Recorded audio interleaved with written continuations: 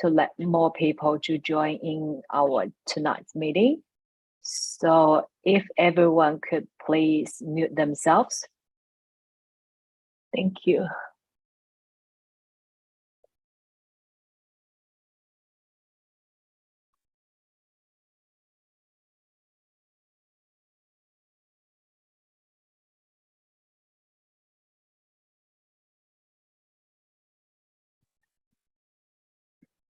Okay, while we waiting for more participants tonight, I'm gonna start sharing my screen. So thank you for everyone joining us the meeting tonight. So I'm just gonna share the screen to have a bit of introduction for ACAA. Just bear with me. Okay, sure.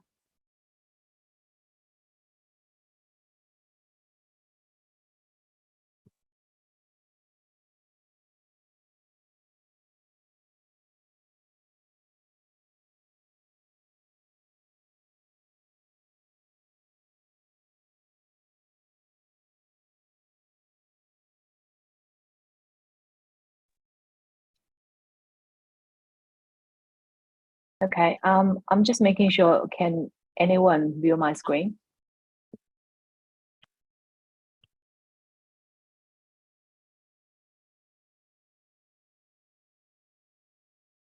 Okay, thanks. So, okay, so during the session, if you do have any questions, suggestions, or any comments, please leave your comments in the chat box, and we will have a Q&A session after each presenter's presentation. So thank you for your cooperation. Okay, we still got 2 more minutes, so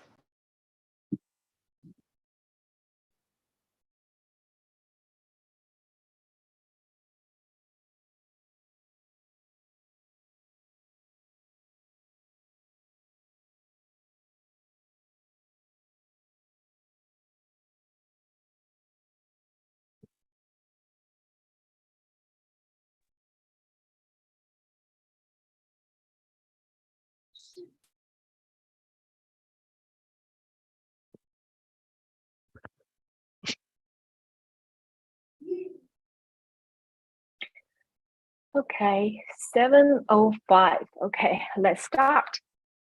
Okay, good evening, everyone. Thank you so much for everyone taking the time to join our webinar tonight. And also please know that we will also having the live streaming on YouTube as well. And if you do have any questions, comment, or suggestions, please leave your comments in the chat box, and the presenters will be answer your questions after their presentation. Okay, so let's start it. So first of all, thank you so much for your time joining tonight's session. Tonight's session is about the job seeker skills development. And also, I'm sorry, in the meantime, can everyone please mute yourself? Just making sure that everyone can hear the presenters. Thank you.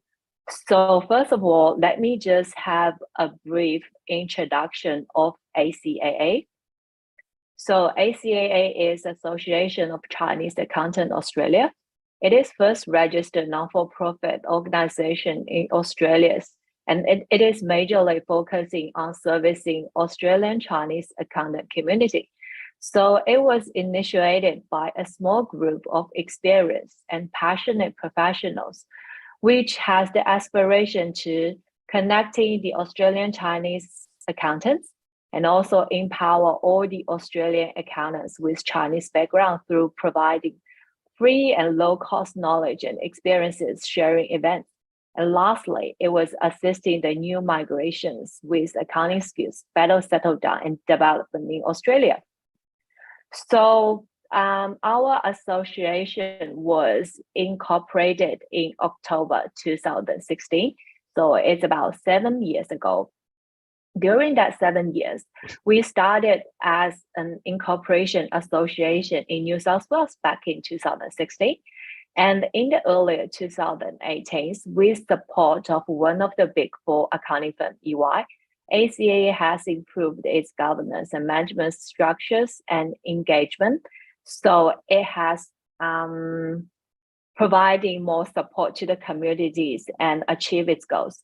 So in 2019, January, in order to be better in position to pursue the missions and goals in wider Australian Chinese accounting communities, ACAA registered itself as a public company limited guaranteed by ASIC. So we have listed like 3 major board members, Mike Liang, Zhu Yijing, and also Joyce Young. And we have 3 branches in Australia, New South Wales, Victoria, and Queensland. So I'm just gonna play a short video of our past events.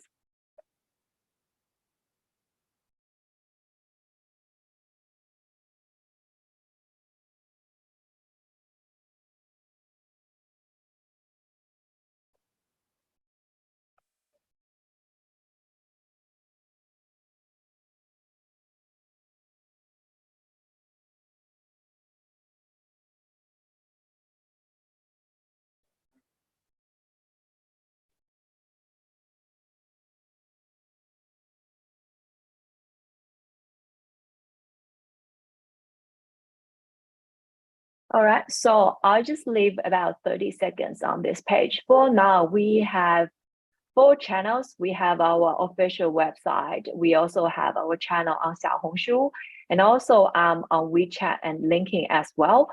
So if anyone has not joined any of those connections, please feel free and take your time to scan the barcode and join our connection at the moment. So and after that, So after that, I'm gonna introduce our first presenter, Ethan Chen. So I'll just giving my time to Ethan, let him share his screen. So he's gonna have a short brief introduction for himself as well. So let's welcome Ethan. And after Ethan's presentation, we will have about 5 to 10 minutes for him to answer all those questions and queries. All you guys, Ethan. Thank you, Elsa. Let me share my screen.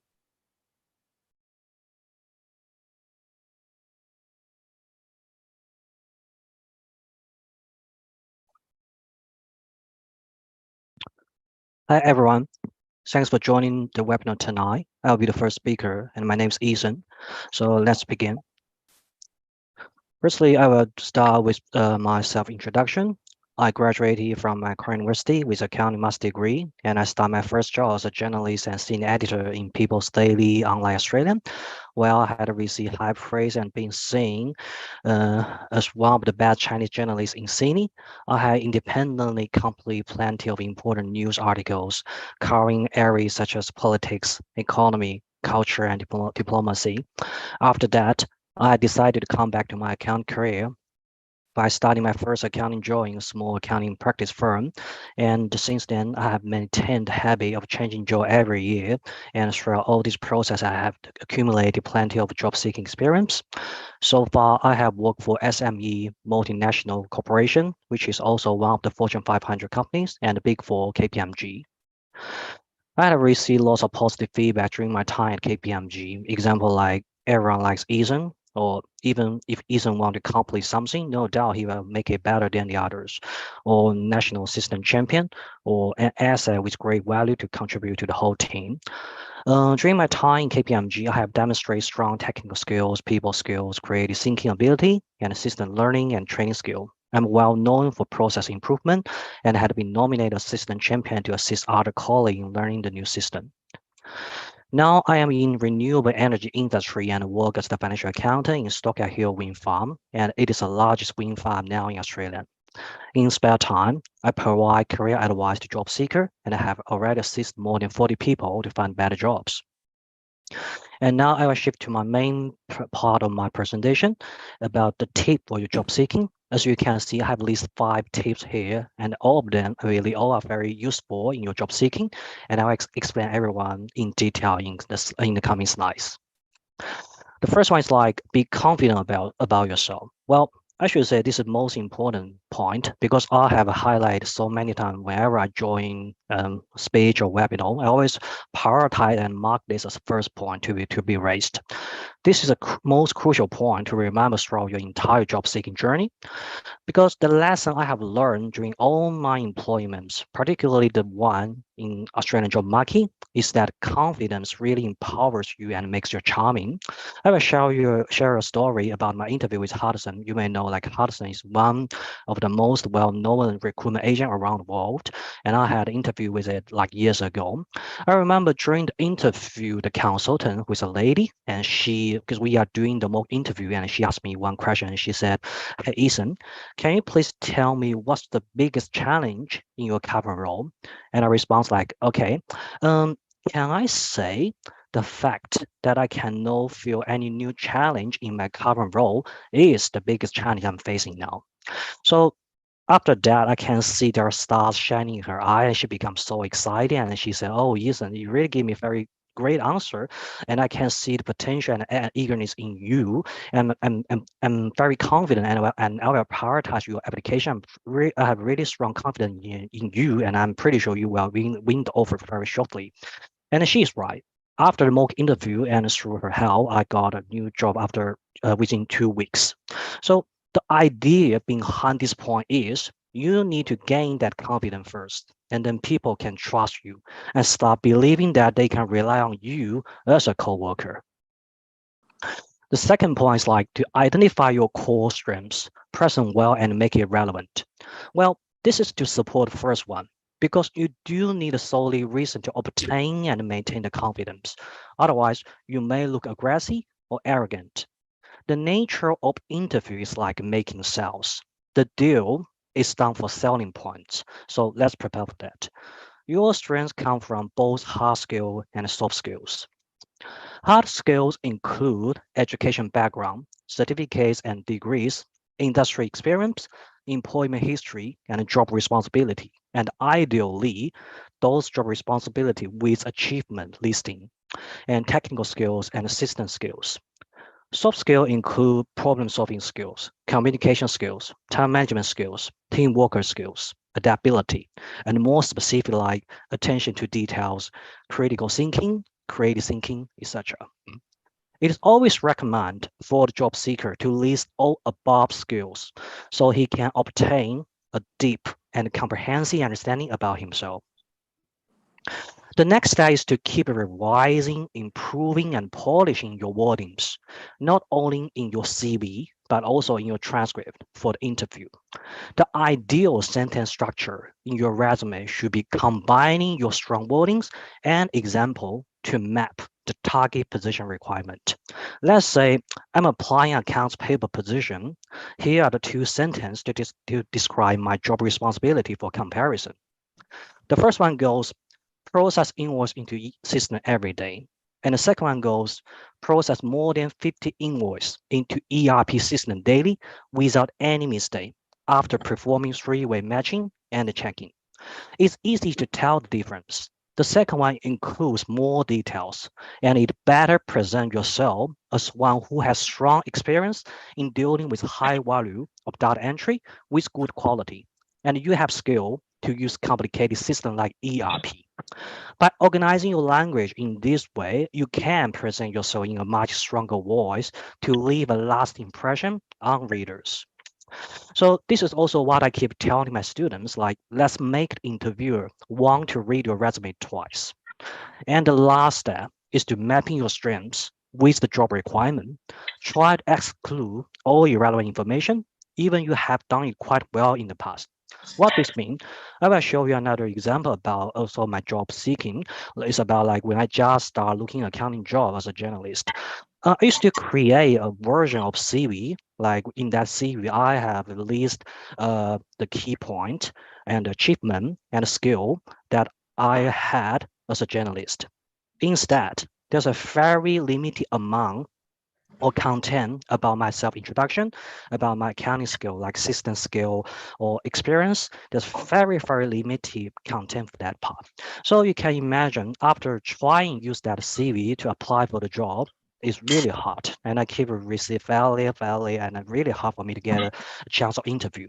And I got one by luck. And guess what? During the interview, the hiring manager just keep pressuring about my career driver because she said, "Hey, Ethan, I do read your CV very carefully and I respect your time. I can see you are a very good journalist, but I cannot see the reason from your CV that why you want to start your career as account officer. Can you tell me your career driver?" At that time, I should say I haven't prepared the interview well, so I just respond, suddenly like, "Oh, because I have a passion for accounting." So after saying that out, both me and the hiring manager become silent. We just look at each other and yeah, we don't know how to proceed our conversation. And of course, the result is failed. I failed the result, but yeah, but this give me a lessons like try to include as much relevant information as you can in a CV. And the third point is like believe that become 100% ready is too good to be true. Well, this is a common mindset among job seekers that you want that job too much. So you dare to fail and push yourself to be as perfect as you can and become overcautious. The reality is, willing to take risk is the precondition for making a change in your career. This can happen when change jobs or pursue promotion. It is hard to imagine you change your job just to experience the same thing in the new role. Like I already be a financial accountant and I keep applying for another job and I do the same thing as financial accountant. It's hard to imagine. Instead, normally you will seek something new or difficult as a key driver for your job hunting.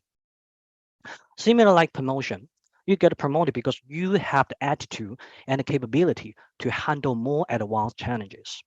Therefore, making the change in your career is to proactively facing the unknowns and uncertainties and utilize your current resources and skill to pursue more advanced ones. No doubt it will accompany with trends that fluctuate, which means, in other words, you may fail, but you may also succeed. It's hard to be that 100% sure about that result, right? So be realistic to accept about truths that become 100% ready is too good to be true seems to be a better mindset. And the fourth point is like, it's very common. It's my English not good enough for interview. Well, I should say this is a really common concern that I can see from many people when they reach out to me for help because their concerns like there are no native speaker. This is true because it's never easy to compete with native speakers. It's reasonable to feel afraid. However, job seeking English, no matter in your CV or in interview, require limited amount of vocabulary. As it's very specialized area, of course, the better your English is, the higher chance you will win that offer.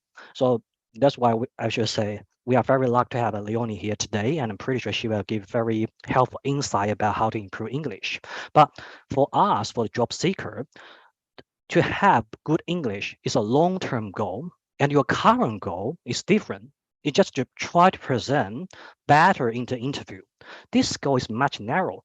You should be able to achieve. Like you just need to tell a story about your background, about your professional history, about your employment and your job responsibility, and that's all. And try to make it better. So you don't need to take dictionary with you for the interview and to understand as many vocabulary as you want. You don't need to do that because it's not realistic.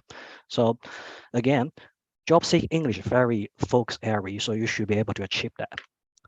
And my last point is like, be the master of AI and let it support you.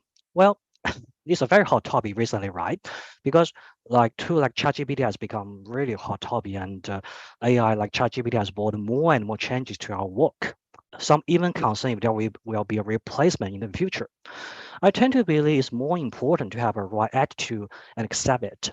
You still need to manage the key things, like thinking independently, taking control and planning actions in your own way, but let AI serve you, embellishing the expression. So, and here comes an example. Let's try to answer interview question like why you want to apply for the position. So I have made a testing here and used the system twice. So first time, I input very general information and asked ChatGPT to edit the wordings. The information I gave to ChatGPT is like key sections again in a project chart. Yeah, so the basic information I gave to ChatGPT the first time is like big platform, and I'm open to challenges. Yeah, I want to see global platform, some basic reason like that. And then as a result, ChatGPT add my wording and it shows me like I'm always open and welcome to new challenges, especially while they come with a broader platform. This role offer an even larger stage than my previous position, which is what attracted me the most. The opportunity to work on global scale excite me and present the chance to make a significant impact. So you can see this is good. This is also good because this is a complete paragraph and it does give some basic and reasonable point that for you to apply to this role. But as you can see, obviously it has space to improve. So I did another trial. I take further step and think carefully about what are my genuine career driver and list them down. And I drop another longer paragraph with more detail. And I use ChatGPT to polish it again. And here get a second version. It's called Pursuing the Opportunity to enable me to work on a larger platform has always been a primary driving force in my career. Such an environment consistently demands exceptional technical skills and a strong professional background to effectively support its internal control and operation procedure in an organized, comprehensive, and accurate manner.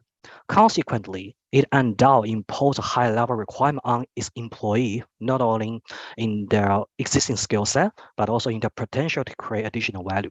So you can see if you want to think deeper and think more to show that you have a real driver to pursue this position, then ChatGPT will help you to organize your reason, organize your wording in a better way. So, but the key thing is the starting point is from your own insight. So by comparison, about the two paragraphs I just showed you, what we can leverage from further from AI is enable it to act as a secretary by completing and polishing the job idea and the wordings in your mind to reach a considerable high level. So, but the miracle still comes from your own brain. Your own insight about the job and the career are the key things to make you outstanding, which I just showed you. That you should have very strong reason in your mind first why you want that job and why you are the best person to apply for that job. And then ChatGPT can take care of the rest about your language, about your presentation, right? So your way of asking question and finding the answer will directly affect the final search result from ChatGPT. And yeah, that's all for my part. Thank you for listening. And I hand it back to Elsa. Hi, Elsa. Thank you so much, Ethan. So if anyone do have any questions want to ask Ethan, please feel free to unmute yourself or turn on your camera, and Ethan will be here to answer all those questions. I really like your presentation, Ethan, especially when you're sharing your stories. So I do have the same experiences like during the interviews. I've just got a quick question myself. Do you think for a resume perspective, do you prefer it to be like a short and straightforward, or just to be like as detailed as much as possible? Which way do you prefer? Well, personal speaking, I would prefer 2 pages or 3 pages long, but yeah, but please be very careful because I'm pretty sure different employer, especially for the big company or big organization, they do have their own preference. Say, for example, I can tell you the things I heard from KPMG, which is our own team, is like the hiring manager, they always prefer the CV to be 2 pages only.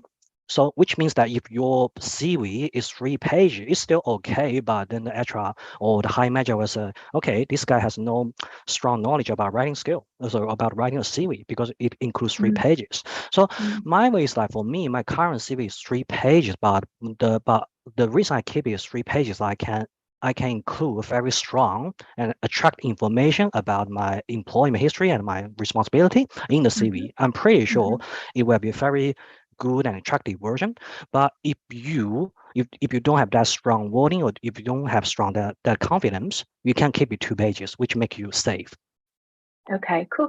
Thanks for that. And also, I noticed that you do not mention anything in regards to the cover letter. So do you recommend everyone has a cover letter ready when they do those job applications? Yeah, thank you for raising that. It's a really good question. Cover letter, I should say, basically, cover letter, everyone should have a cover letter, to be honest, because I can see when you apply for the job, like there are always some employer, they just list you should have your cover letter ready in the job, in the job description. But for me, because I seldom get offers through cover letter. I mean, I just prepare a very basic one, and I will maybe just 2 or 3 out of 10 times I will edit the cover letter for the interview. So of course you should have a cover letter ready, but compared to CV, I should say CV is more important. So if you have very limited time to edit both documents, I would prefer adding your CV first and leave the cover letter as original one, unless required. Yeah, thank you so much for your answers. And also, I'm just giving those participants for more time to asking questions. So for myself, I have another question. So speaking of your personal experiences, like interview experiences, do you have any time or any a lot of time when the interviewer asking you a question, you don't have those answers straight away on top of your head. So how would you just to buy you more time to think about it? So do you have any experience or insights you can just share with us? Okay, that's a good question. Thank you. So I think the first way I would do is like, can you grab me a cup of water? It works. When I had an interview with KPMG, and and my manager started with some tricky question, and at that moment I just feel my brain got stuck. I don't know how to respond, but I just see there's a cup, just a cup, and there's an empty. As a lady, could you please give me one more water? I say I'm thirsty, and I'm pretty sure if you give me water, I can give you a better answer. So yeah, so she says, okay, I can. And the lady said, okay, of course I can help you. And so she sent out, and she refilled with some water. And during that time, I just keep saying, give me answer, give me the answer, give me the answer. And actually, I'm lucky because once I finish drinking the water, I come up with some idea. Well, return to your question, that's a good question, but I should say it's also hard to answer because even for me, I always want me and my student or the people I help to be as ready as they can in the interview. But it's always hard to be that certain that you won't be asked any difficult question. So I would suggest, first of all, try to use some skill like what I show, like give me a cup of water to allow yourself more time to think about it. And the second thing is like, be honest. Like if you don't know, I would say don't cheat. Yeah, just try to be realistic. But again, try to organize your answer in a strategical way. What I mean is like, let's say, for example, when I had an interview with a big company, and they asked me, have you ever used ERP system like SAP before? I don't. But I have used Dynamic GP, which is also a medium-sized ERP system created by Microsoft.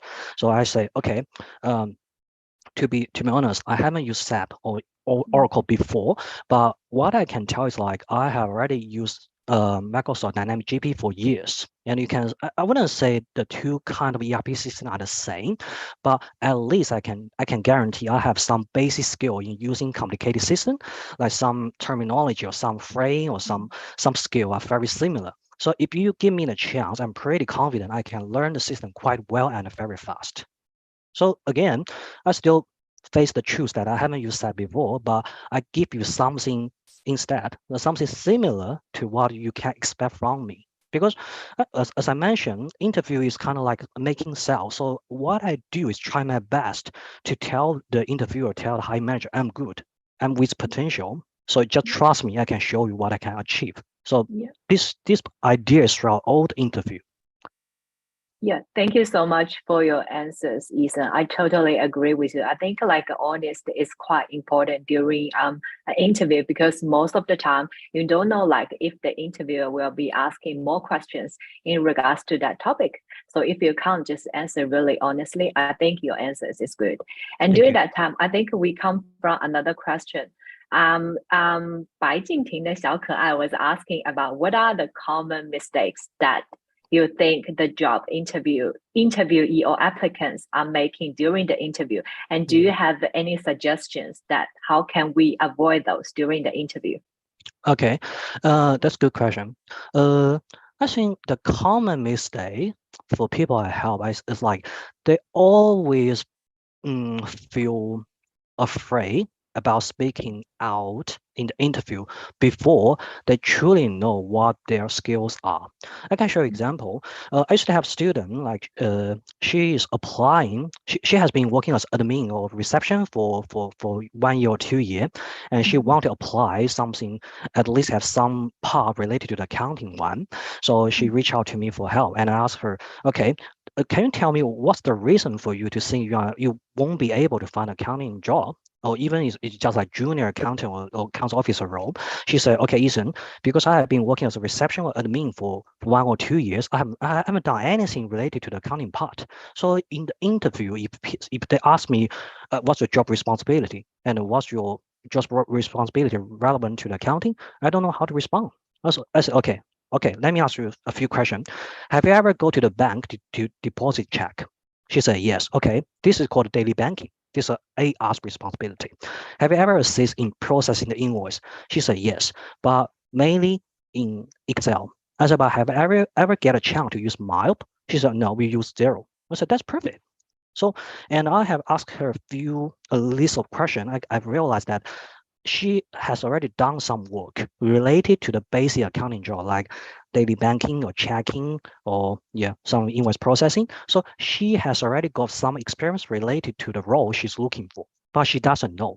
So before knowing that, she become afraid to apply for the job. So that's why I keep telling her, like, you should dig out more experience, more strength on yourself first before you apply for the position.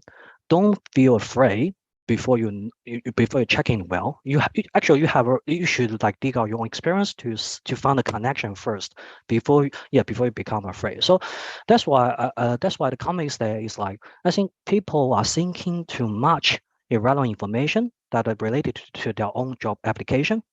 So they should I think they should think twice and be more professional to clear out their own thinking, to be focused in the job requirement, and then sort out what the relevant skill or experience they have as a fit for that position. So I think it's a common mistake people made in the interview. Yeah, thank you so much for your thoughts about that.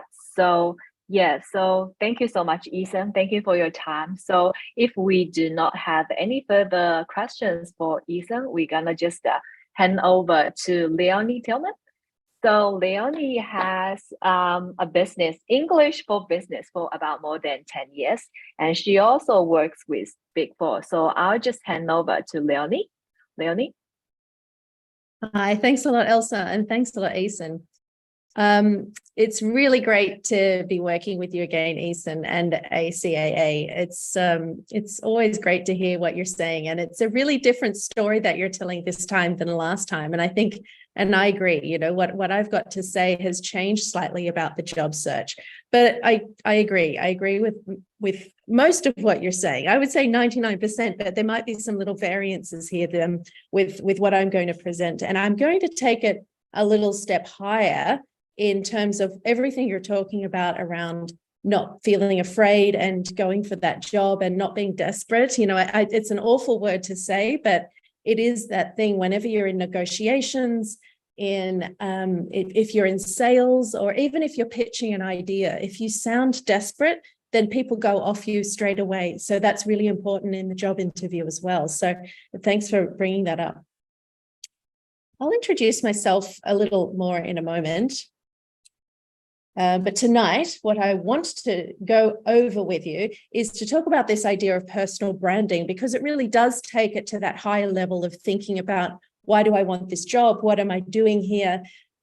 And rather than just wanting a job, you want to think how this job fits into your purposes. So we'll talk about personal branding, understanding the rules of the game, where to search for a job, how to talk about yourself without sounding arrogant, and how to build your confidence. So it's that combination between wanting to be confident, but not wanting to sound overly confident or confident in the wrong way. So I'm going to skip. If I asked you today, if I just picked someone, Dawson, tell me about yourself, or Jenny, tell me about yourself, Linda, would you freak out? If I put you on the spot right now and asked you to, and put you on the screen and said, tell me about yourself, what, like we were in a job interview, would you be able to do it? And it's something that should always be there. And there's lots of different ways of telling someone about yourself. If you're at work and you're just meeting a new colleague, if you're in a job interview, if you're talking about yourself on LinkedIn, if you're putting the part at the top of the resume about your career statement, they're all telling someone about yourself, but we do it in very different ways. So the theory with it is to pick a point in the past and tell a linear story. I think that's the easiest way to think about it. Pick a strategic point in the past and tell a linear story. Don't repeat your resume. They've got your resume, they've looked at your resume, don't repeat your resume. So it was interesting to hear Eason talking about common mistakes, because I think that's one of them. Is every time I work with somebody one-on-one in job searching strategies and interview techniques, that's typically what everyone does the first time. And that's great, because I love talking about the crappy first draft, really getting an idea out there and then improving it. So it's a great crappy first draft, but what we really need to do is pick a moment in the past and move along.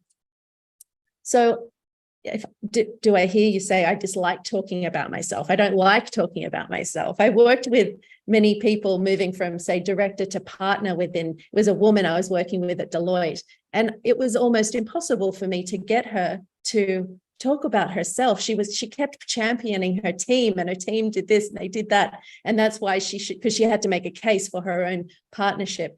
But I said, they don't want to know about your team. They want to know about you. And it was really difficult. So I understand the challenges that come. There's many different ways of doing it here as well. So there's an organic way, like when you meet someone and you've been chatting for some time and then eventually the subject comes up. You don't go into a networking session and just say, hello, I'm Leonie, and this is what I do, and this is who I am. It's a very uncomfortable first position, usually after a while in the conversation. So it can happen organically. It can happen on social media, including your comments on other people's posts on LinkedIn. And I'll get to that later, but that says something about you. It's often a chance for you to share something about you and get involved on LinkedIn. It's what other people say about you as well. And you want to have other people talking about you. So you've got to present yourself in a certain way that makes other people want to talk about you. We call these people sponsors. And we have mentors, coaches, and sponsors are people who are often out there going, hey, have you heard of Eason? And, you might want to have an interview with him because he's a really interesting guy. I've worked with him and he does amazing things. And then actively how you talk about yourself. So you can find out about me on my website and my LinkedIn URL. Join me on LinkedIn. I encourage you to connect with me, and I encourage you to ask me any further questions on LinkedIn if you have them. I'm here to answer your questions. I'm more than happy to do so. If I were to talk about myself, it doesn't make me feel comfortable either. So don't think it's natural just because I'm a native English speaker that I feel like I'm comfortable to talk about myself. First of all, I think, what environment am I in? And even me sitting here tonight, I was thinking I would talk about myself in a certain way. And then I thought, no, the traditional way is in a job interview is to start at a point in the past and move forward. So when I was about 24, I left Australia and I went overseas. I was keen to get out of Australia and have a different experience. I lived in France and Holland, and I learned those languages, and I had very different cultural experiences. Now, those cultural experiences led me to have an aha moment where I realized suddenly that working across cultures, living across cultures was a very difficult thing. And I also learned languages, so I suddenly understood how challenging that was. Now, that moment and those 5 years that I lived abroad really were an indicator for me as to the direction I wanted to go in. I became an English teacher, and over the years, I've encouraged myself, I've developed my skills around English teaching, but much more around structuring communication. What is influence? How do you get the story across? I've also got a background in theatre and storytelling, so I use those skills in the corporate space to help people craft better stories. Now, you might think I don't need to tell stories, I'm an accountant. But if you're going to be an influential person, if you're going to be a leader, and I encourage you to all think of yourselves as leaders, you have to be telling the right stories. If you're communicating with your clients, you won't have to tell them things that they don't want to know.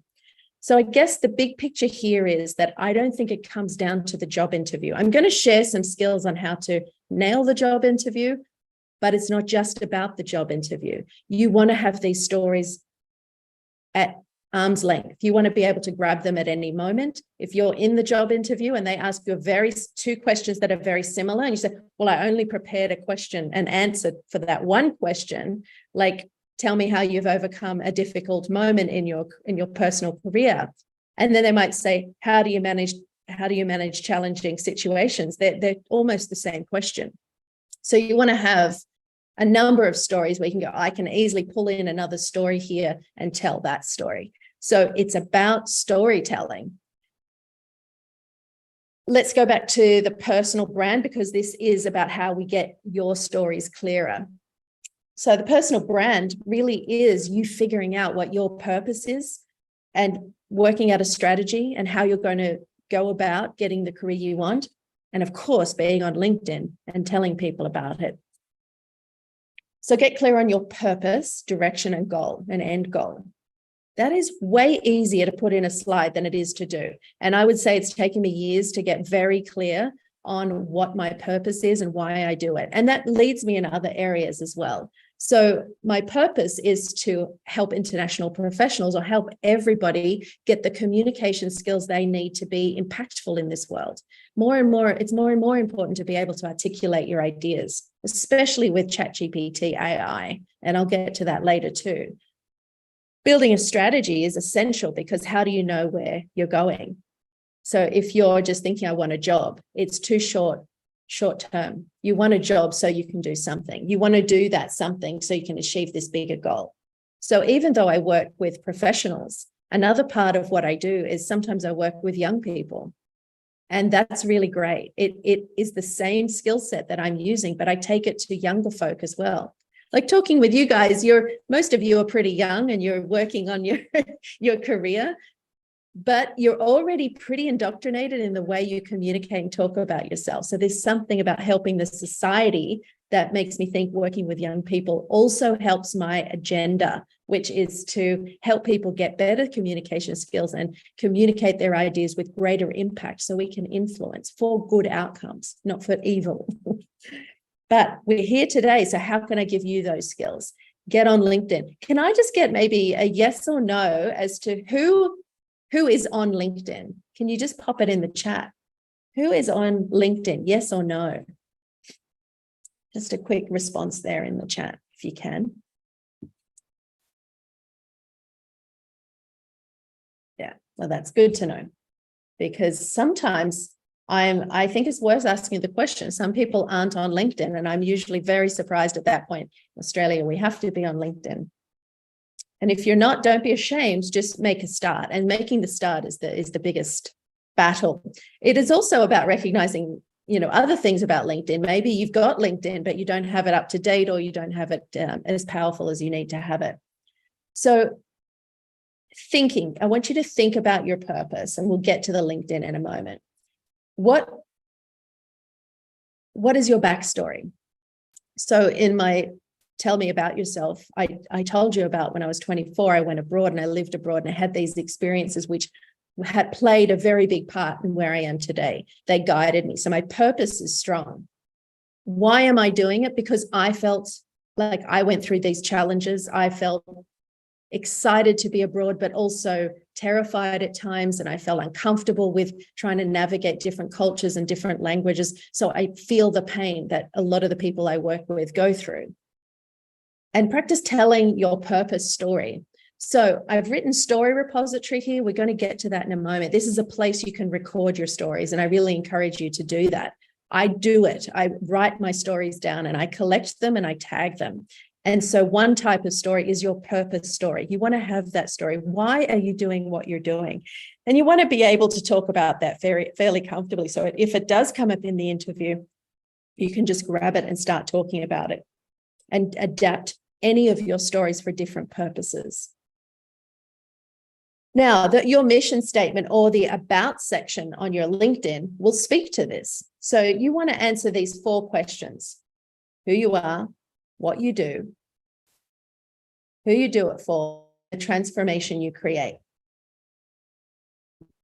So there's four quick ways to just get your about page, your about on your LinkedIn, really looking tight and easy to read, and tells very clearly who you are and what you do. So tell me about yourself. It should be already there. The recruiter, the employer, they will have looked at your LinkedIn profile. So make sure that it's good. Make sure that your photo is consistent across all platforms as well. So let me show you an example of what that looks like. I'll do that in a moment. Let me come back to that. The strategy, 5 tips. Leverage your existing network, be interested, comment on posts. I don't see many people commenting on posts very regularly. And I think the people that do have really good networks. So it's not just about how many connections or how many contacts you have on LinkedIn. It's about how active you are in there. So dedicate some time to it. Go and find the people that are valuable to you, and you want to stand out to those people. And it's not you talking about yourself, it's you commenting on what they're posting, how helpful it was to you, why you agree with it, why you disagree with it. It's usually fairly collegiate and I mean friendly, so people don't get too political on LinkedIn, but it is a really good place to start building your network and getting in front of people, because I would say one of the big challenges I see, to answer one of the questions that was raised for Eason before about what are the biggest mistakes people make in going for a job, I think it really is that going for a job on LinkedIn and Seek only. Leveraging your network is really a fantastic way to be finding the job that you want, probably better than the jobs that are being posted on LinkedIn and Seek. Not all jobs are posted. And right now, my partner is looking for work, and I said, tell all your friends, tell your family, go and ring people actively and say, hey, look, I love your company. This is what I'm really passionate about what you're doing. Can I help in any way? Is there any place for me there? I mean, don't be ashamed of doing that kind of thing. It can be really intimidating, but remember, the job interview and the job search is about rejection a lot of the time. So just be okay with that. Everyone gets rejected. And the more you can handle that and factor it into your search, the better you're going to be. I'm coaching someone at the moment who just sort of mentioned that it was a bit challenging. I said, it is challenging. And the big secret is finding a coach or somebody that can work with you to keep you on track and not lose motivation, not lose your desire to find a job, because it can be really emotionally destroying at times. So really find people who can help you get through that. Identify the right people. So make a spreadsheet. Find all the people that are helpful, that are in the companies that you really like, and put down their URL and just look at what they're posting and then keep contacting them. It takes time. It's not a short-term solution, but it can be a really good way to really bolster your network. And so, yeah, if you went for a job and you didn't get the job, connect with them. Stay connected with them. Keep commenting on their posts, or keep maybe just sending them a quick message every now and then. Don't think that if you had a failed experience that it has to stay a failed experience.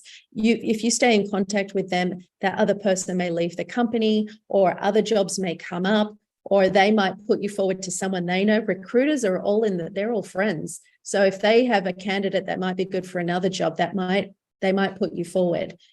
It's difficult to find good people. If you're a good person, you get out there and you've presented yourself, then don't think that's the end. Keep with those contacts. Go to networking events, go for coffees. I find we can all hear that about Australian culture and how important it is to go for a coffee. But again, it's a really nerve-wracking thing to go and ask somebody for coffee. If you get rejected, it's a little bit denting to your ego, but be okay with that. Ask 20 people for a coffee and say, if I get 2, I'll be happy. So that's 18 rejections. Be okay with that. Tell your friends and family. Volunteer if you have to. If you have a part-time job, you might want to volunteer. Seek volunteers, volunteers.com.au. There's a lot of places you can go. Again, leverage your network. I want to volunteer. I'd love to be part of your event or whatever it is that you can help out. Keep building your skills. Language, culture, communication. They're the 3 areas.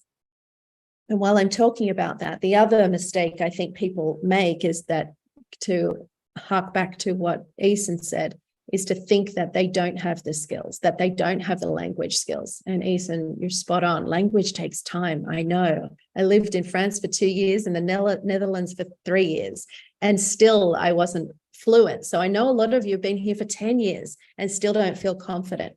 Your English is good enough. Now, I'm an English teacher, so I'm pedantic about these things, but don't be pedantic. Like I say I'm pedantic, but actually I can be pedantic, but I let it go.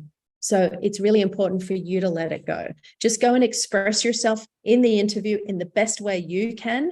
Don't think you have to be perfect.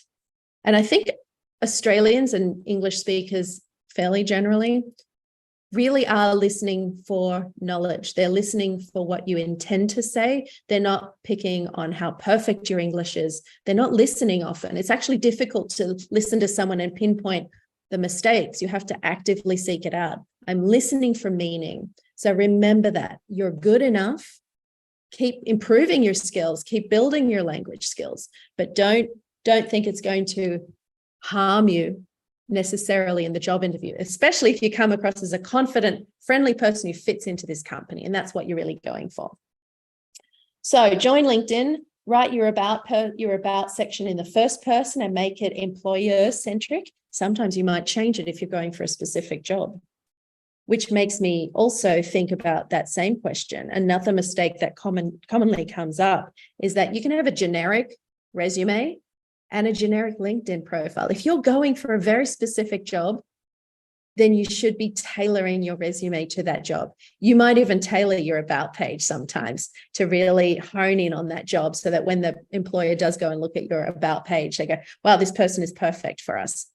Now, I know that takes time, but really, when I'm recruiting people, it hasn't happened for a number of years because I work for myself now, but in the days when I was recruiting people, if I got whiff of a generic resume and it didn't articulate any of the key points that I put in the job ad, then I pretty much didn't look at it.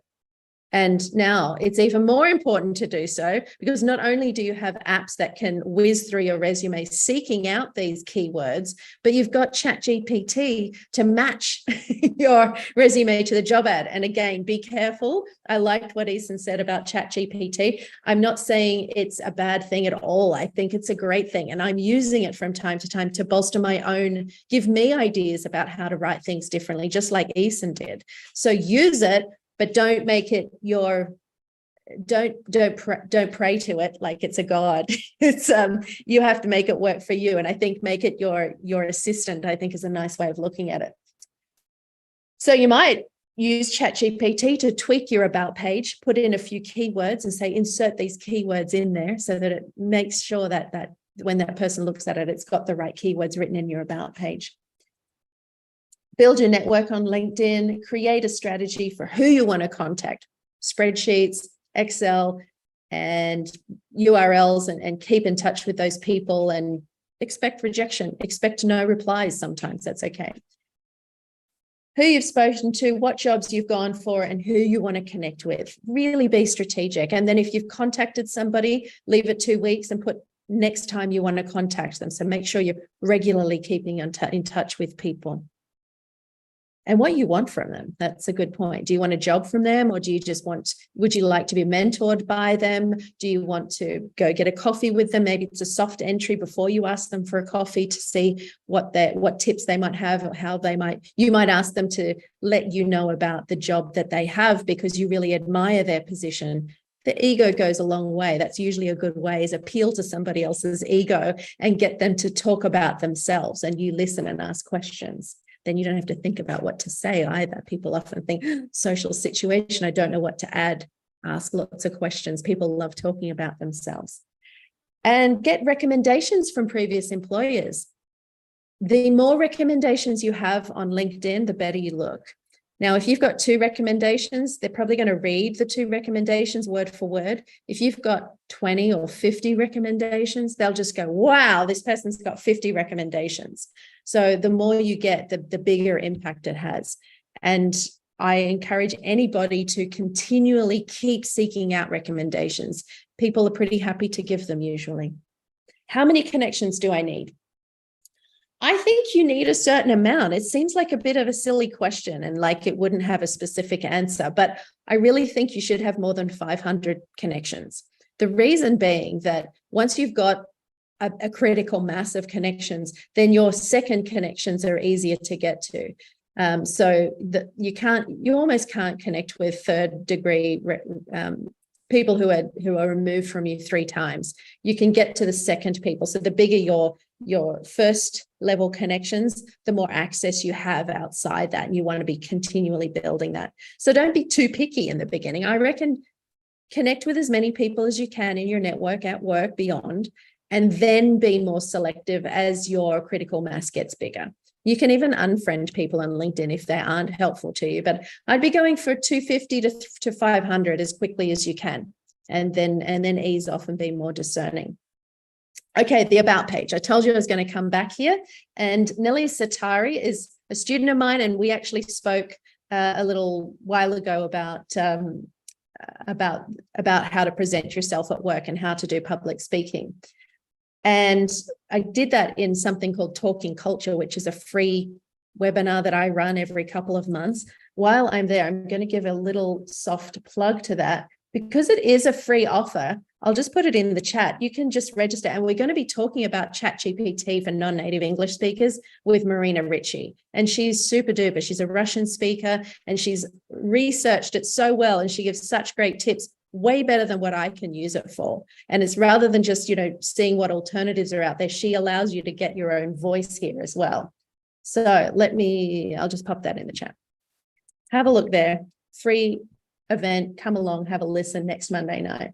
So Nellie, I'm going to get her to talk about, this is what was actually written in her about page on her LinkedIn profile. So I went looking for somebody who did this, who she is, what she does, who she does it for, and the transformation she creates.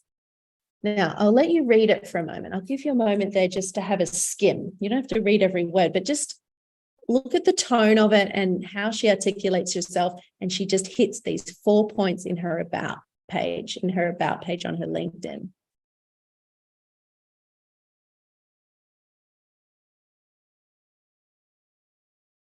I'm going to draw your attention to leading technological advancements, as well as my teams towards achieving digital transformation, is my mission. She doesn't say my mission is, she starts with the headliner. She starts with the most important information, and she makes that the subject of her sentence. So leading technological advancement. Instantly, I get a really clear vision of what her industry is about, what she's doing. And then down here as well, the transformation she creates, leveraging my technical knowledge. So she uses a verb in the ing form, which turns it into a noun, which means the subject she starts with is very powerful. She's not saying, at work, I often try to, that's like 5 words before you get to the impactful part. You're trying to load as much information at the beginning of your sentences as you possibly can. I call that the head-on sentences. That's one of the structures I teach in the course I'm going to talk about in a little bit.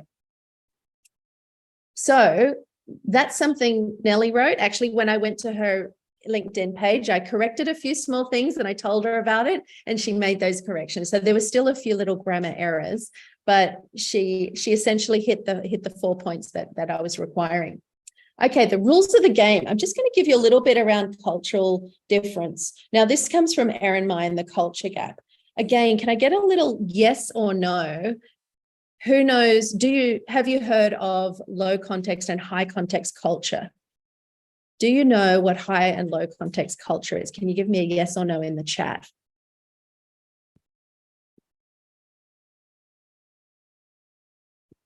Great. So low context culture is when we say that good communication is precise, simple, and clear. So what I'm trying to do, what both Eason and I have done invariably, is we started our presentation by telling you what we were going to talk about.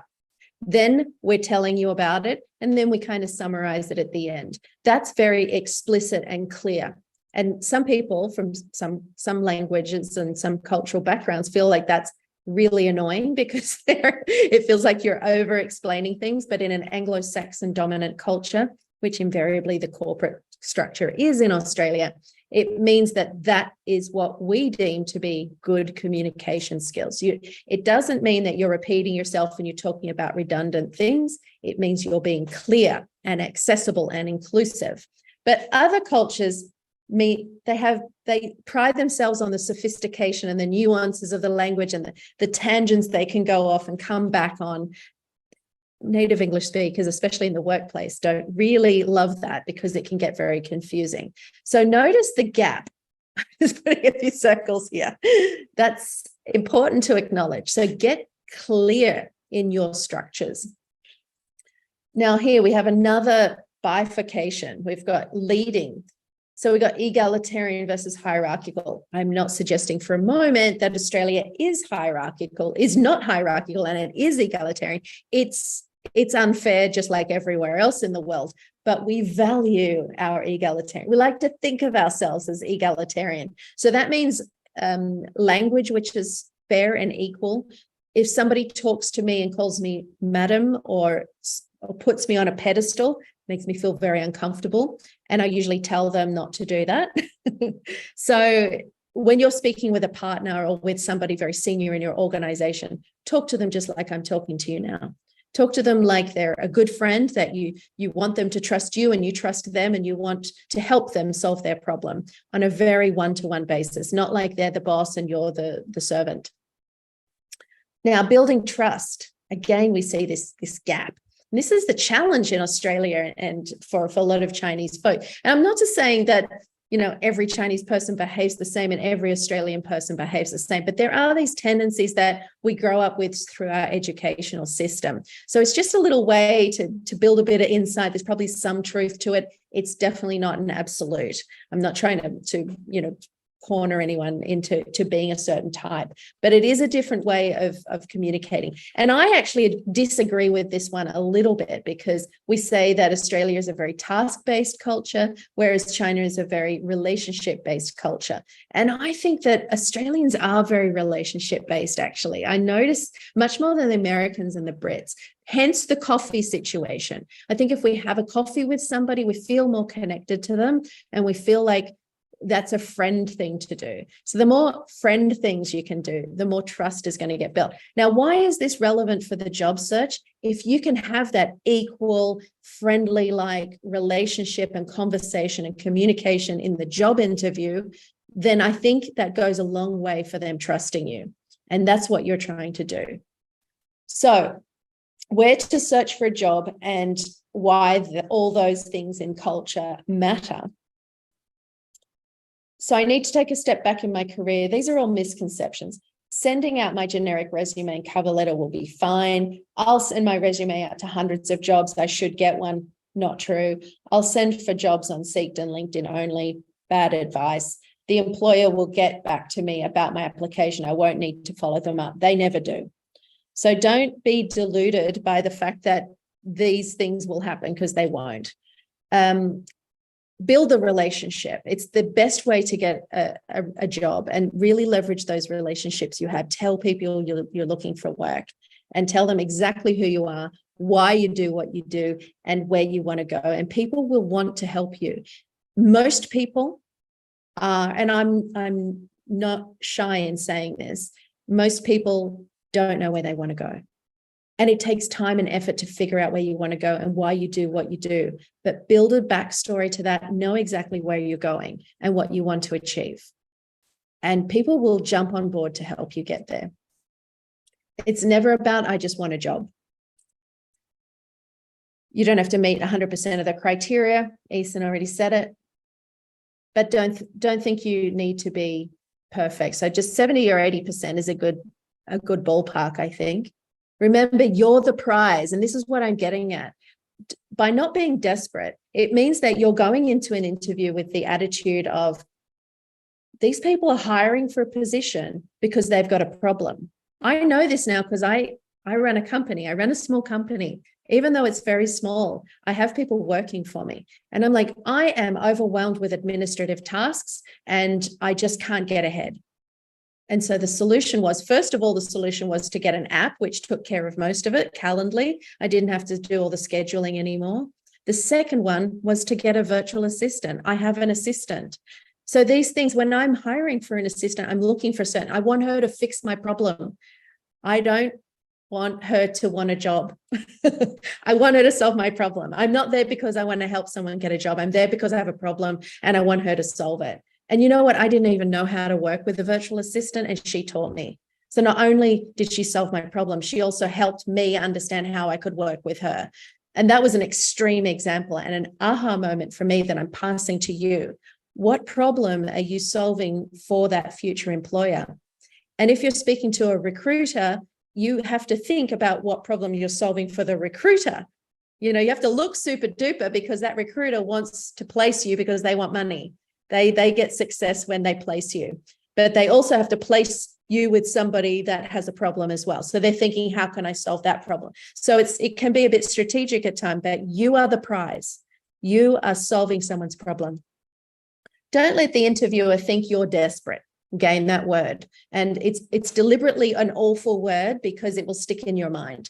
Just go into that interview going, I'm going to see what happens. And I'm going to tell them how great I am because I'm here to serve them. I want to serve them. I want to solve their problem.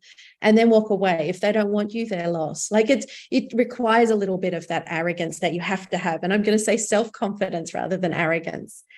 Ask the interviewer a question to show you're looking to be the right fit. And that's the interview goes both ways. That's what the power of asking a question in the interview is. It's not just some weird tick box thing. It's so it gives them the impression that you're interviewing them too, that you've got your standards and you've got your requirements. You're not just going to walk into any job. You want to make sure this is the right place for you. Don't talk about salary conditions in the first interview. Tailor your resume to each job, please. Please tailor your resume to each job. It doesn't mean you have to rewrite the whole thing, but it does mean you have to highlight all of the keywords in the job description. You have to take those words and insert them somewhere into your job description, into your resume. Now, I'm no doubt I can't do it, but I'm sure ChatGPT and someone knows how to use ChatGPT to do these kinds of things. There's probably even another AI tool that does it better by now. Don't send out generic resumes and cover letters. And I agree with Ethan. I think you do need a cover letter. And I'll show you a little bit of a strategy on how to write your cover letter as well. Search for jobs by growing your network. The best way, I'd say 90% of the jobs I've ever had come from people I know. Very rarely did I get a job at the interview. Don't rely on Seek an Interview alone and LinkedIn alone. And the reason that works is that because I trust that person, because that person trusts me, they put me forward for the job. And then there's an accountability, and people know that when they employ people they know. Don't think it's only for the Aussie people. You can make those connections too, but you have to step outside your comfort zone. You have to go for coffees. You have to get connected on LinkedIn. And that might be an easier first start, is to just get a soft introduction to building that network on LinkedIn, but turn it into a face-to-face communication at some point. Mentors, coaches, and sponsors. I mentioned sponsors before. A sponsor is somebody who speaks about you elsewhere. They know you well enough to go, look, Eason is great. Elsa's great. You should interview, you should go for a coffee with this person. A coach is somebody that gives you advice, and a mentor is really there just to hold your hand and to listen to the challenges you're going through. So it's more to hold space for you to talk about things in your business or in your personal situation, professional situation, to help you get through it. Sometimes we just need somebody to talk to. Very important. How to talk about yourself without sounding arrogant. Crafting your resume and cover letter, responding to interview questions. So remember when I said ChatGPT is starting to write amazing resumes for people now? People are doing it all over the place. Poses a really big problem for recruiters and for employers because they look at every single resume. Everyone looks amazing. So how can you compete with that? And it's really scary for them because they don't know who to recruit. It was much easier before, but now that the skill set has been amped up, they're like, how do we do this? The solution is the interview, because you can't fake it in the interview. You can't have ChatGPT give you answers. And no matter how much you memorize an answer to a question, usually we can tell if you're remembering something by rote, but also we can trick you. And that's the awful reality of an interview. But the solution is the story repository. And the better you are at articulating yourself and pulling in stories and, buying yourself some time, being honest, going, I don't have an answer for that question. That's a really tricky question. Let me think about it for a moment. Wow, you've really got me on this one. No, I've got an answer. That's bought me 10 seconds to think about something, but play with it. Don't be ashamed. And don't think if somebody asks you a question, you have to answer straight away. You have to come in within a second. It's very natural to receive that question. Good question. Like Eason did, when Elsa asked him the question, he said, that's a really good question. I haven't thought about that before. Let me think for a moment. That's really a natural way to do it. So craft a resume, sections to include, career objectives and do's and don'ts. These things. I'm guaranteeing you 90% of you have a resume already, because every time I work with someone, they have a resume. I've never written a resume for scratch from someone. I'm always taking what they've got and I'm improving it. And that's, I would say, covers pretty much what I do for everyone. I'm not dealing with people who don't speak English very well, who aren't using it in their professional career, who don't have a resume. You've all got it. You just need polishing. You need to polish these skills. That's all. So start with a strong introductory statement. Now, remember Nellie from before, I plugged her about section from LinkedIn into ChatGPT and I said, give me a strong introductory statement to a resume. You can actually get it to rewrite into new formats, into new tones, to new styles. This is what it came up with. Have a quick read of that and just see how you feel the tone changed from before to now. This is what ChatGPT spat out.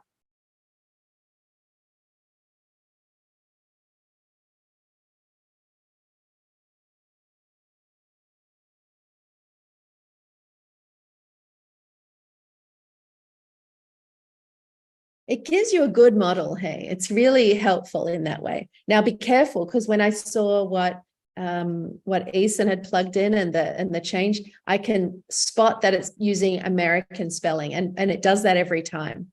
So you also have to be mindful that there are things that are going to give me a clue that you might have used ChatGPT. So be careful. But like I showed you before in the Talking Culture link, you can actually figure out, you can actually do things, and I don't know how to do this yet, but you can make it right in your tone. Like you can create your own tone. So that's a really interesting thing I do want to create, because when I play around with ChatGPT and I say, put it in Australian English, it puts it in some really bogan, really humorous, bad Australian, how you doing? What's going on? It's really kind of colloquial language, because I guess Americans see Australians that way. I don't know.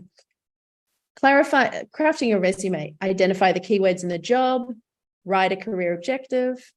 write achievements that show you went above and beyond. Achievements is a really big area for you to tell stories in your resume.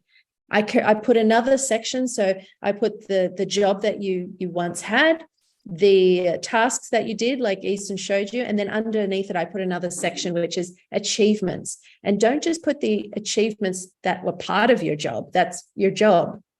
Achievements are things where you went above and beyond and you did something. You created a process when it wasn't your job, but you saw a problem and you fixed it.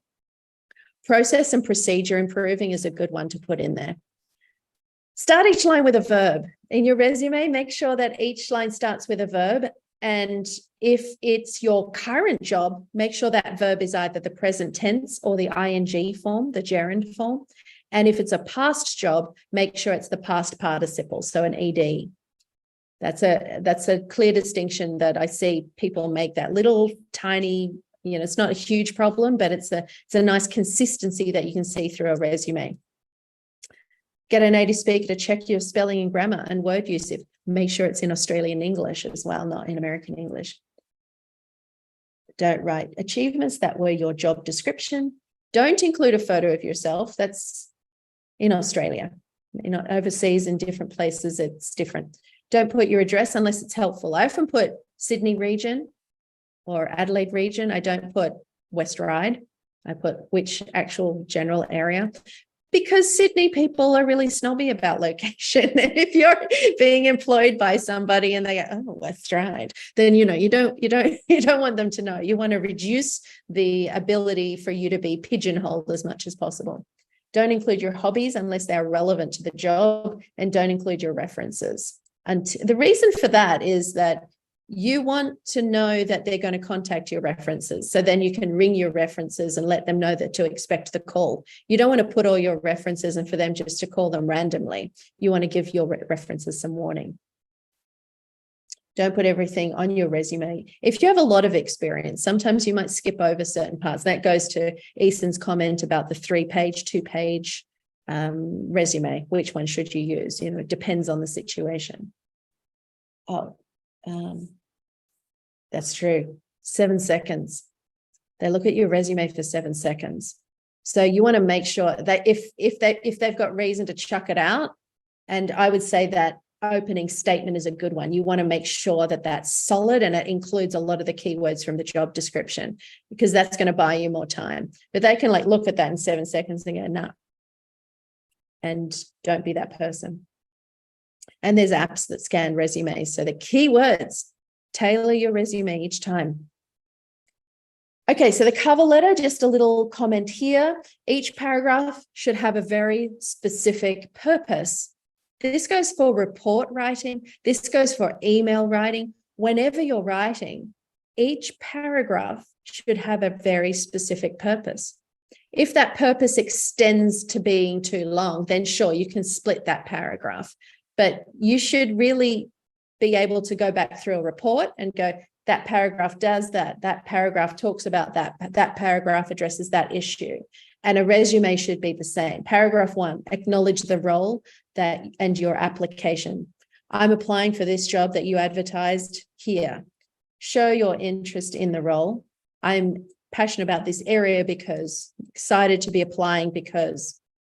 Include your hard skills first and your qualifications, and then include your soft skills, and then show your desire to meet the person and discuss the role. Please let me know if you have some time. I'd love to hear more about the role and tell you a little more about myself. Here's where you can get in touch. So I've got a few prescriptive sentence starters for you, and these slides are available to you. So I think ACAA will share these slides with you later if you want to take advantage of these kinds of sentence starters. This is what I think is a really good way of teaching people. I don't want to give you scripts because I don't believe in it. I think we need to get started with something. And if you can remember the first few words of a paragraph, it's going to help you speak better. But or write better for that matter, it's going to be more unique to you. So going into a job interview with having a lot of long responses memorized can be helpful, but also letting it go to a certain degree. And then looking at the person in the eyes and really going, this is me you're talking to. This isn't something I just memorized earlier. It's hard to do, I get it. And I know memorizing is a great skill and it's going to serve you well, but at some point you have to let it go as well. So the STAR model. What questions have you been asked in an interview? Here's a couple. What's your weakness? I think that's the one everyone hates the most, isn't it? What's your weakness? What's the strangest question you've ever been asked? Weaknesses, be careful. It's a bit of a trap. And you don't want to put something that's really weak and makes you look like a terrible candidate, but you don't want to put something that is a good thing that kind of could be spoken about badly. Like you don't want it to be an illusion. You want to really identify something that is a weakness, that isn't too terrible, and that you want to show them that you're taking steps to improve it. Because no one's perfect, and it's your chance to be honest. But it's your chance to be honest in a way that doesn't make you look too bad. So it's a bit of a balance. I was in a job interview years ago, and I might have said something, I pay too much attention to detail. And he said, isn't that really a good thing for this job? So he really called me on it and said, that's not a bad thing. You're just saying something to make yourself look good. I really want to know what your weakness is. So make sure you do share something. And I think talking about English being a second language is not a terrible thing. It's a pretty good thing. And, often when I'm coaching people and people are taking my Speaking with Confidence course, I say, and you're here twice a month improving your communication skills. And you don't have to say necessarily your English. You could say, sometimes I find it difficult to present to clients in a really clear and concise way. In fact, I would probably not be that prescriptive, because they want to know that you can go and talk to a client with confidence. But you could say that communication is always an area that I'm looking to improve. There are times that I wish my communication skills were better. And that's why I take a course to continually learn structures of communication, so that when I'm talking with a client, I can pull one of those structures out and present my ideas clearly and concisely. So you can kind of shape it in a good way, but it shows that you're really working on yourself and doing something to improve your skills. Identify one story that responds to how do you handle pressure. Introduce the STAR model. Review the list of common interview questions and why they're asked. I've got a list of interview questions. So if you want those interview questions and why they're important and how to answer them, just connect with me on LinkedIn and ask me for that list. I'm more than happy to share it with you. So there are 3 types of questions. Then we're going to look at the STAR model quickly. Behavioral, technical, and trick questions. This might have been the one that I think Eason was talking about before when he was asking for a glass of water. Sometimes they will ask trick questions, and there's no way around it other than to treat it as a really logical question. The classic one is, how many barbers are there in Italy? And it's one of those questions where you've got to make a lot of estimations. I don't know if they do that kind of thing anymore, but it can be something that you're asked to use your thought process and your skills of deduction to go, well, I guess there's about 18 million people in Italy. And if those people have to have a haircut every 6 weeks, and, and some of them are women, some of them are, you kind of just make an estimation. The answer doesn't matter. They want to see your thinking. So that can be a bit of a trick question, just to see how you operate under pressure. We're focusing on behavioral questions here. So situation, task, action, result. And I've just put this little topic sentence here. Can I just get another yes or no from the crowd? Because have you heard of the STAR model before? I'm kind of assuming that people have, and it'll make me shortcut things. But please tell me if you haven't. Have you heard of the STAR model, yes or no? Okay, so the STAR model is pretty much the one structure you have to learn in order to answer the interview questions when you go for a job interview.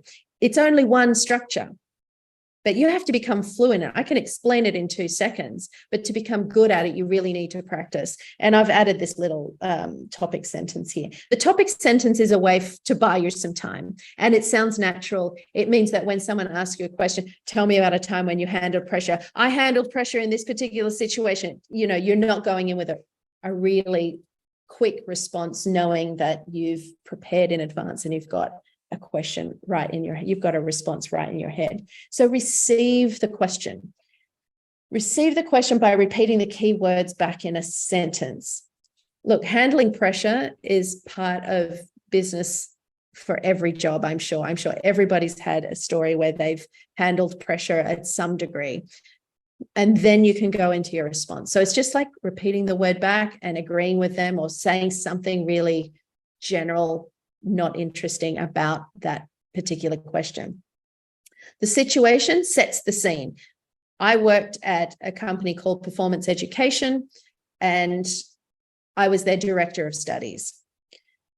The situation was that we would take in about 30 students every month for the professional year.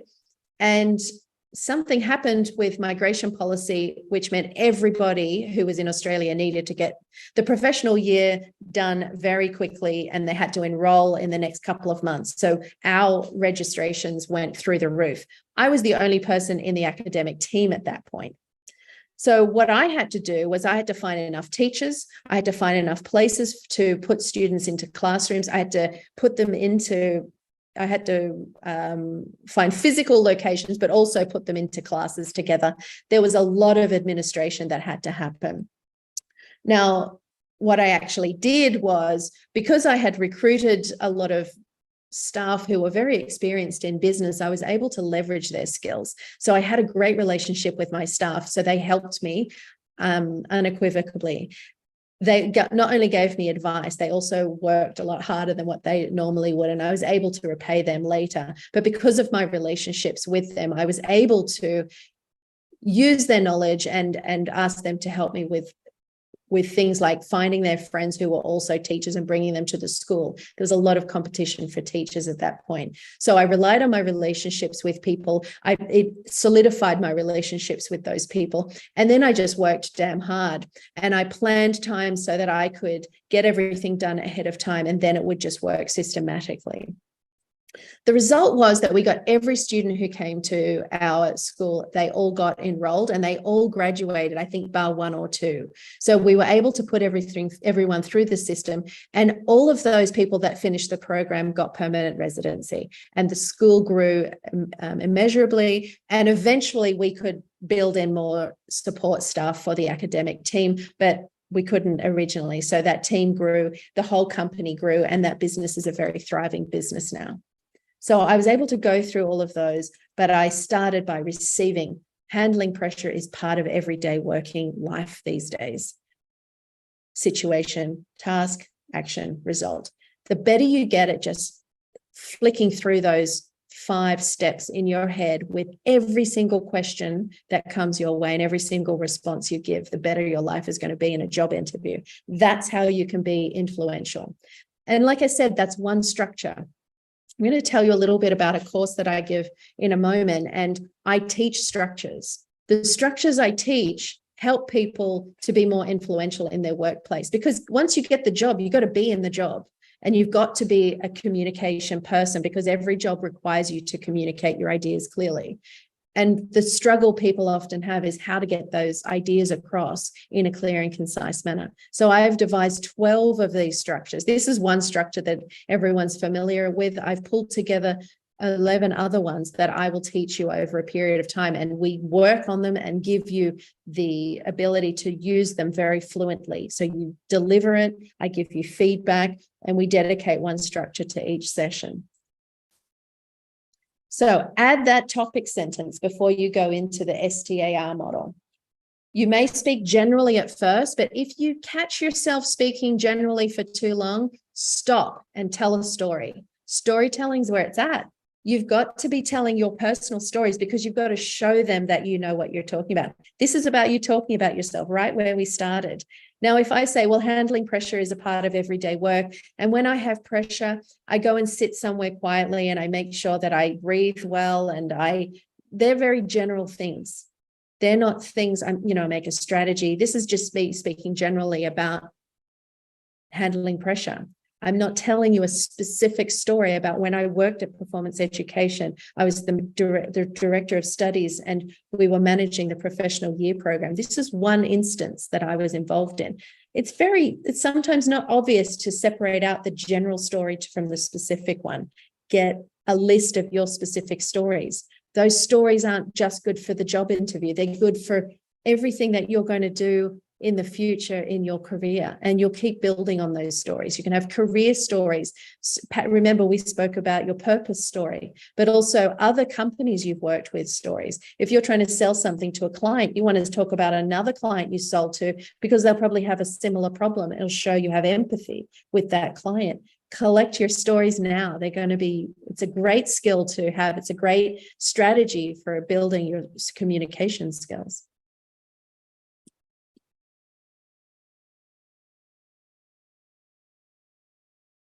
Do you reckon you've got a story for each of those? How do you manage your time? How do you build client relationships? Like that, it's begging for you to tell a general story, but don't tell a specific story. What is your most significant accomplishment? Man, that's a hard one unless you've thought about it before. And to come up with something on the fly and then do a STAR, it takes some skill. Story repository. This is my big key. You can do it yourself. You don't need me to create your story repository, but you do need to do it. And I would say using Evernote or Notion. There's a lot of great apps, or just using a Word document, but they're going to grow quite quickly. You don't have to write the full story out. You don't have to write it in a STAR model. You can just put a few bullet points just to remember what that story is, to jog your memory. But like I said, ChatGPT means that you're going to have to become a better storyteller, because that's what you're up against when you come to the job interview.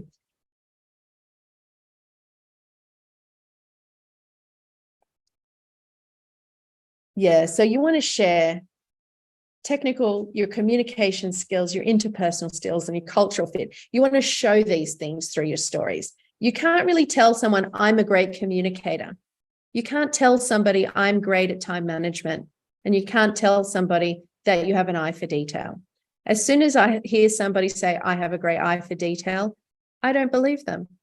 I don't believe them until they show me that they have been in a position where they've shown me that they do have an eye for detail. Like Eason said before, he showed me in his description of the task in his resume that he had 0 mistakes. He told a very specific story. For that particular job, he had to input this amount of data into a system, and with 0 mistakes. That's showing me, rather than just saying, I have a great eye for detail. So building your confidence, you've got to get this story repository under control. And if you're disciplined, go and do it yourself. If you're disciplined to speak into your phone, just hold your phone there, record yourself over and over again. If I'm not recording myself, I won't get to the end of my story. Unless I've got someone listening and I know I want to listen to it back, I won't get through my story. So go ahead and create this story repository. It's going to help you immeasurably in the job interview and get better at your STAR model. So collect your stories and come to Speaking with Confidence. This is my course. I run it twice a month, and you can come along and you can practice these stories. I encourage you to bring those stories, because each session we teach a different structure. So it's a place for you to organically practice your stories in your story repository through each of these different structures that I give you. 12 sessions, 12 different structures, and then practice. And that's why we meet twice a month. And we've also got a WhatsApp group, so we can keep chatting in between sessions. So if you've got any questions, we're there. But what is Speaking with Confidence? 12 sessions, 12 structures to think and respond quickly. You want to think on your feet. This is what the interview is all about. How can you get to that point quickly? So you do STAR model and 11 others. Guidance on how and when to use them. And remember, I gave you those sentence starters. I help you with that too. So I give you the not the whole script, but I give you how to start. And practice feedback and mastery. You don't gain mastery if you don't get feedback and don't get to implement those changes into your communication strategies. We meet on the week 1 and 3 of each month at 7:30 Sydney time for an hour. you get 6 months access, and it's taught by me. So we meet online in a Zoom session, and we have a really friendly group where we've built that trust with each other, where we can put our crappy first draft out there and get feedback from each other. And look, I've got lots of recommendations on LinkedIn. Go and have a look at them. But some people who are saying some great things about what we've done. Jason was somebody I worked with one-on-one at PwC, and I helped him with report writing, getting those structures right in his report writing, getting those structures in your speaking skills. So I'm often working at PwC, and I've created this public course, Speaking with Confidence, so I can serve my community better. Corporate's a very different bag. You know, I live there most of the time, but that I'm passionate, and chartered accountants have my courses now on their website for their continued professional development. So with all of that experience, you just get it to come and be part of Speaking with Confidence. And for ACAA, because I've worked with you guys so much, and I'm so grateful for your membership and for that you exist, and that you allow us to come and talk to you and share these skills, I'm happy to give you 20% off just for the next 24 hours. So if you want to have a look at it, I'm sure the girls will give you some information through the WeChat and through the chat on Zoom as well. You can go on my website and have a look.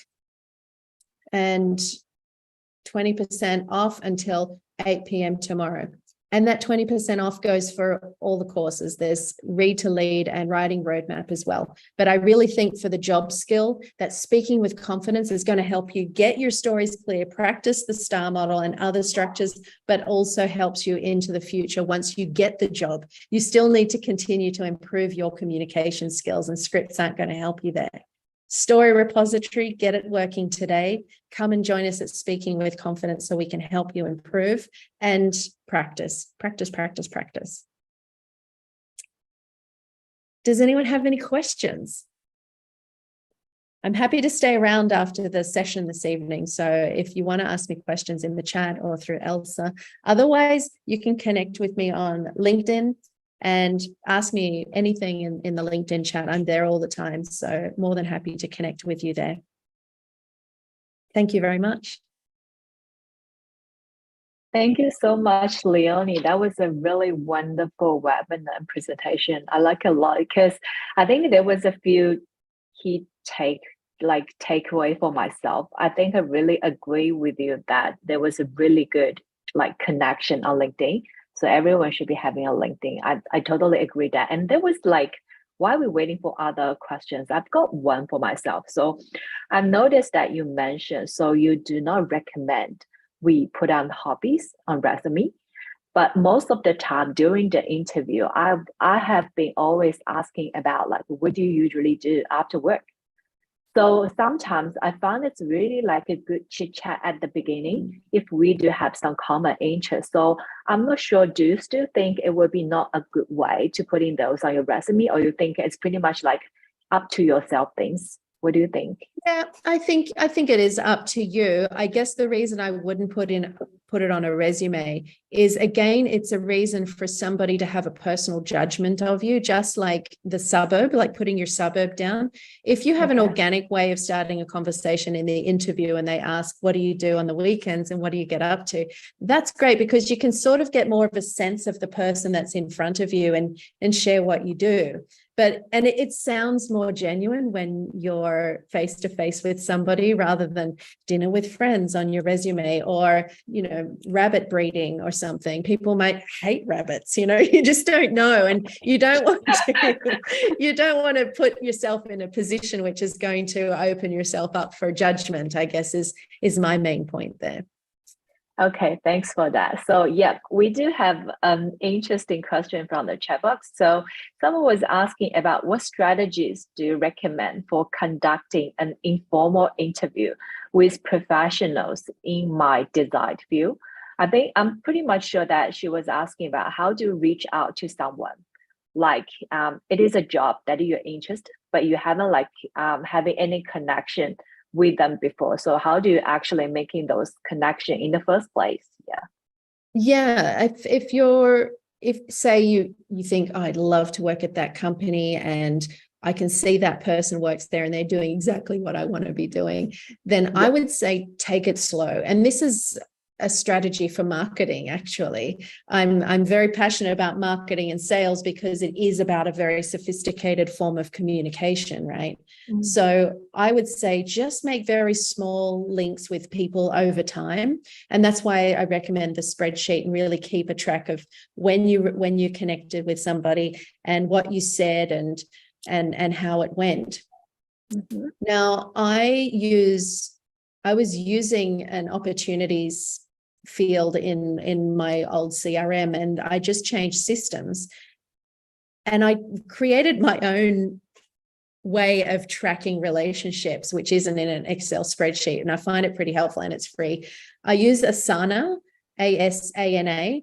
And I just, if anyone's curious about it, again, just connect with me on LinkedIn and I'm happy to share with you what I did and show you how I did it. But it just allows you to keep the contacts you want to stay in touch with and pass them through a system so that you can say, I really want to connect with all these people. And then you can sort of move, I made connection with that person. I got a reply on LinkedIn, or, you can just move them across until you get to a coffee, until you get to a job. So it's sort of like treating it like a job in itself, like you're processing opportunities. Now, the other way and when I say take it slow, I probably mean you can start by telling somebody how much you like the company or you're interested in the job that they're doing. And if, just sort of complimenting them, I think a compliment goes a long way. Also, I think if they're posting things on LinkedIn, a good start before that, commenting on their posts, not just liking and not saying congratulations or something. I often say, write something that's 7 words or more on LinkedIn, on a LinkedIn post, because it becomes a genuine, thoughtful process then, as you're sort of forced to say something a bit more weighty rather than just congratulations. Then nobody really looks at that. They just go, everyone, it's automatic. Yeah. The other way I read that was an informal interview can be maybe the interview that comes up before the real interview. Sometimes you have that little phone interview. That can be really terrifying, I think. So be prepared. And I would always answer it, but if you're not ready, just say, look, I'm in the middle of something right now. Do you mind if I call you back in 15 minutes? I don't think there's anything wrong with doing that. And they can say no, but definitely pick up the call, even if you're not in the middle of anything, and just saying, can I call you back? You don't have to even tell them why you want to call them back in 15 minutes, but it buys you a little moment just to get your thoughts together and stop breeding rabbits, for example.